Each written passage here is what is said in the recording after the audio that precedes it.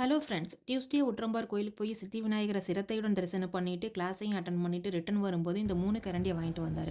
அவர் தோசை ஊற்றும்போது தோசை ஊற்றுற கரண்டி கண்ணுக்கு தென்படலையாம். அதனால் இந்த 3 கரண்டியுமே தோசை ஊற்றுறதுக்கு தானா. எங்கள் வீட்டில் இப்படி, உங்கள் வீட்டில் எப்படின்னு சொல்லுங்கள் ஃப்ரெண்ட்ஸ்.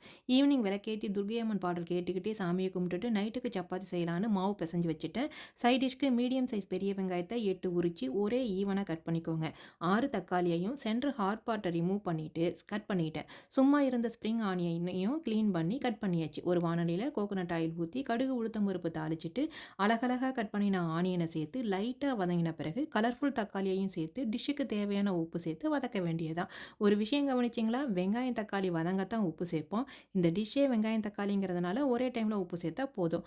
நல்லா மசிய வதங்கின பிறகு காரத்துக்கு சில்லி பவுடர் 1 ஸ்பூன் சேர்த்துட்டு ஸ்ப்ரிங் ஆனியனையும் சேர்த்து கிளறி சப்பாத்தி கூட வச்சு சாப்பிட்டு பாருங்கள். சிம்பிளாகவும் இருக்கும், டேஸ்ட்டாகவும் இருக்கும். ட்ரை பண்ணி பாருங்கள்.